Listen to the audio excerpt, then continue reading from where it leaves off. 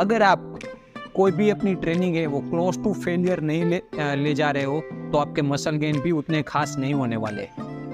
और अगर आप जानना चाहते हो कि आरपीई और आरआईआर आपको कैसे हेल्प कर सकता है मसल गेन में, तो ये वीडियो ध्यान से देखिए। तो सबसे पहले डिस्कस करते हैं क्लोज टू फेलियर का मतलब क्या है। फेलियर मतलब जब आप कोई भी वर्कआउट कर रहे हो और आप जब कुछ रिपीटेशन के बाद ऐसा टाइम आता है कि जब आप एक भी रिपीटेशन नहीं कर पाते हो विथ प्रॉपर फॉर्म, तो आप फेलियर हिट कर चुके हो, तो आप बोलेंगे कि आपका फेलियर पॉइंट आ गया है।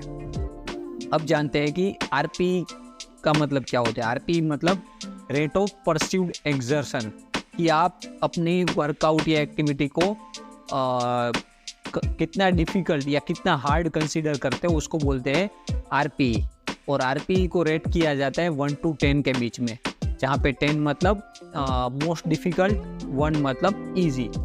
तो फॉर एग्जांपल अगर आप कोई वर्कआउट कर रहे हो जहाँ पे आप 10 kg वेट से 10 रिपीटेशन कर सकते हो और आफ्टर 10th रिपीटेशन आप 11th repetition with proper form नहीं कर पा रहे हो, तो उसका मतलब आप फेलियर हिट कर चुके हो।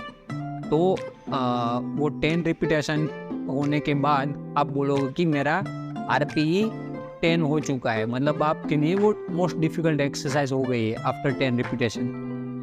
और आपने अगर 7 रिपीटेशन सेम एक्सरसाइज के कर दिए तो आपका आरपीई हो गया 7, बट आपके पास 3 रिपीटेशन बचे हुए हैं। तो जो रिपीटेशन आपके रिजर्व में है, बचे हुए हैं, उसको बोलेंगे रिपीटेशन इन रिजर्व और RIR। तो आपको अब समझ में आ गया है कि आरपीई क्या है और RIR क्या है। आरपीई और RIR इनवर्सली प्रोपोर्शनल होता है मोस्ट ऑफ द टाइम। तो जैसे आपका आरपीई 7 हो गया तो आपका RIR 3 हो जाएगा। आपका आरपीई 6 है तो आपके जो रेप्स है रिजर्व में वो हो जाएंगे 4। सो in real life it's difficult to जज failure, that's why it's difficult to जज द आरपीई और RIR। क्योंकि क्या होता है कि लोगों को लगता है कि वो फेलियर हिट कर चुके हैं, बट उसके बाद भी वो लोग 4 to 5 रिपीटेशन ईजीली कर सकते हैं अगर वो थोड़ा पुश करें अपने आप को। तो फेलियर कैसे जज करें?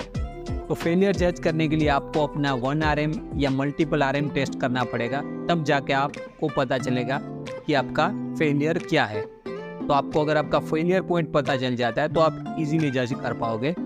और आपका आरपी वो चेंज होता रहता है आपके जो प्रीवियस डे के वर्कआउट के हिसाब से, और आप उस दिन कैसा फील कर रहे हो वैसे। अगर आपने प्रीवियस डे पे हार्ड वर्कआउट किया है, राइट, और ये आपने काफ़ी लोड उठाया है, तो नेक्स्ट डे आपका आरपी वैसे ही कम हो जाने वाला है। तो आइए देखते हैं कि कैसे आरपीई और RIR ट्रेनिंग प्रोग्राम में यूज़ होगा। अभी जब आप वर्कआउट करोगे तो आप आरपीई 7 एंड अबव या तो फिर 1 to 3 के बीच में अपना RIR रख के जब आप वर्कआउट करोगे तो आपको वो बेटर मसल गेन देगा।